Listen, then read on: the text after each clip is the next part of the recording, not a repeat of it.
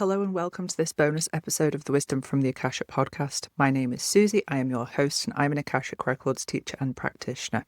I'm just popping in with this bonus episode in respect of the eclipse energies that we're now in.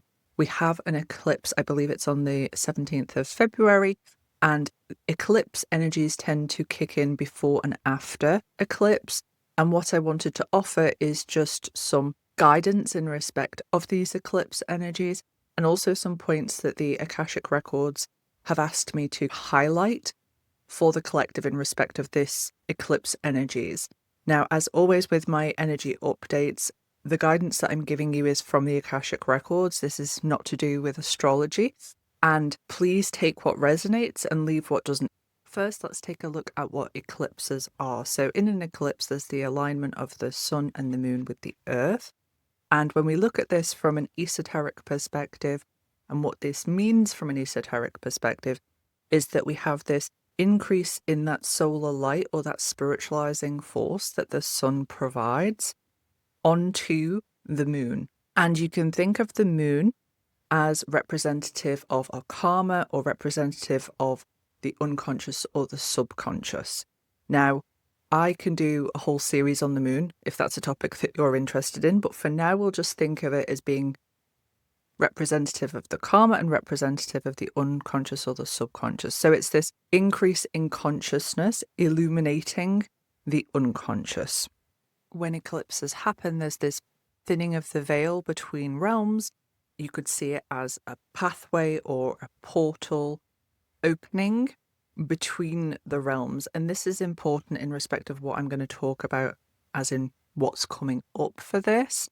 So a couple of things that the Akashic Records have asked me to highlight just so that you're aware of what may come up for you.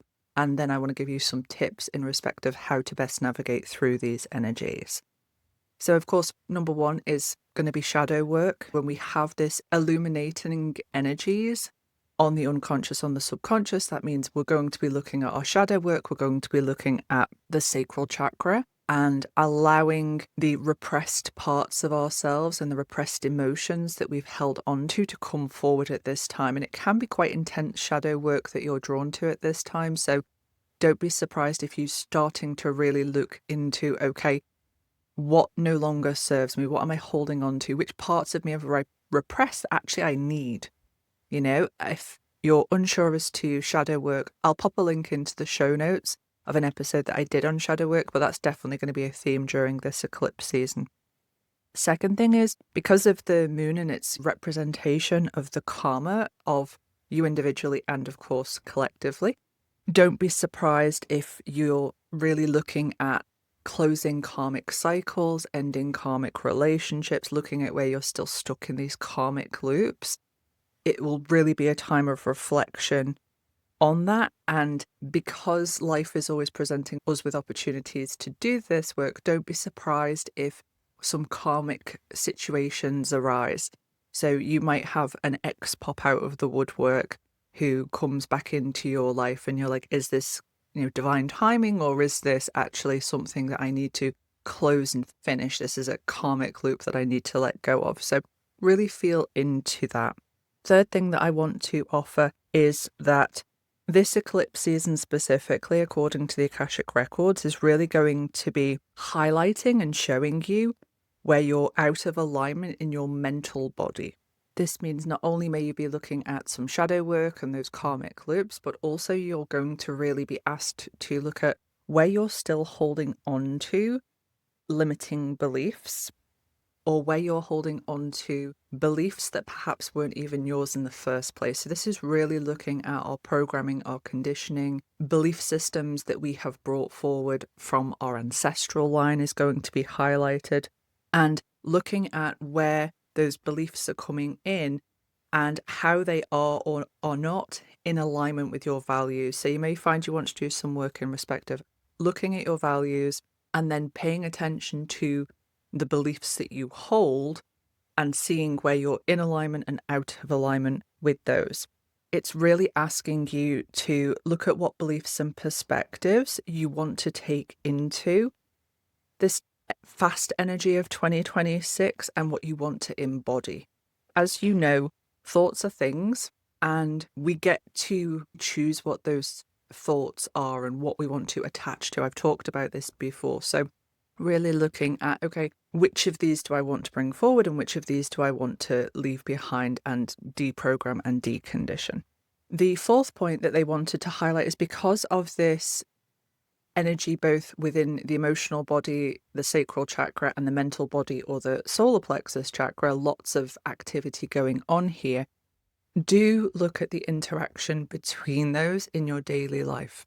These two bodies and these two chakras work very closely together. So if you are in a contracted state of emotion, then you're going to find that those thoughts that you're going to have are going to be in alignment with the contracted state of emotion. So if you're in, for example, anger, you're going to have lots of thoughts that come up to do with anger.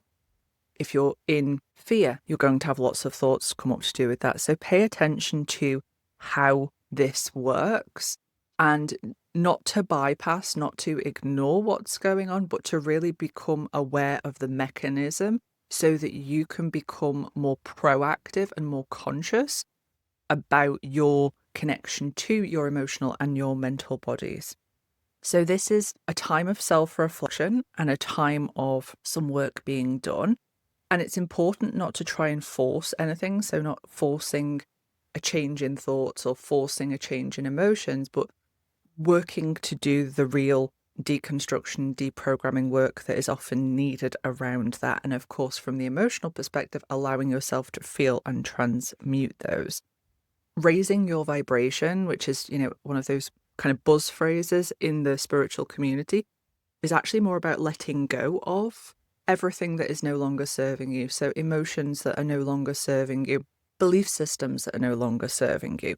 This is going to be a time for you to really dig into those things and really release just the dead weight, stuff that is no longer yours to carry and probably wasn't yours to carry in the first place. The fifth thing that the Akashic Records have asked me to highlight is because of this thinning of the veil between the earth and the astral plane and the moon and the connection between the moon realm that we have, it's going to be very common for you to come into contact with new energies, okay, or new beings. And of course, you're going to know what I'm going to say next. This is where discernment comes in.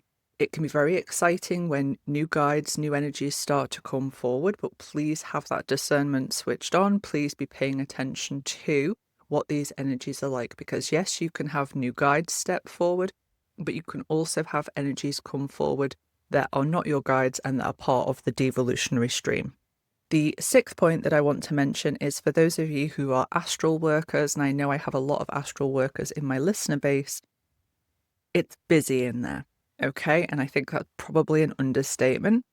This is going to be a time where you're going to be very, very active in the astral plane. So if you have a mission, if you're dual missioned and you have a mission in that astral plane as well, don't be surprised if you feel this kind of exhaustion and this inability to rest properly, okay?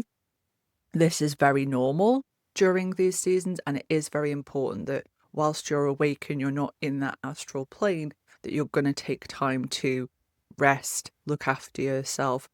There may also be an increase in the overlap, as in you picking up on information in physical reality whilst not consciously being in the astral realm, but also this astral realm overlap. So this can absolutely be a time of heightened senses. So new clair senses coming online, or your clair senses feeling extra, extra strong.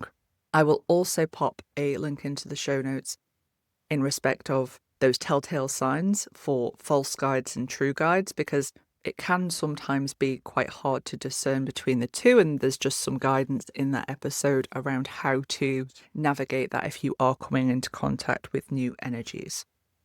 Okay, so now we know what might be coming up for you. Let's look at some tips to help navigate through that. So of course, first up is any practices that are going to help you work with your sacral chakra and your solar plexus chakra. For some of you, that might be working with crystals. For some of you, that might be working with energy practices, whatever works for you, but you might find that you want to really amp those practices up just so that you can keep those in balance. Okay, there's nothing wrong with these energies coming in and stirring things up in these areas, but we want to make sure that we stay in balance because chakras can become underactive or overactive. So any practices that are going to help you with those, definitely give them a try. For those of you who are Akashic Records students of mine or previous students of mine, this is a really good time for doing some clearing work on yourself. So definitely do that.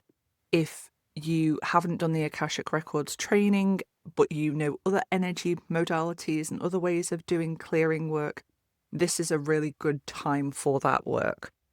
Number 3 is going to be get really conscious about your choices going into this 2026 energies and these very, very fast energies, and get really clear on how you're going to show up and navigate through these energies. So what beliefs do you want to take forward?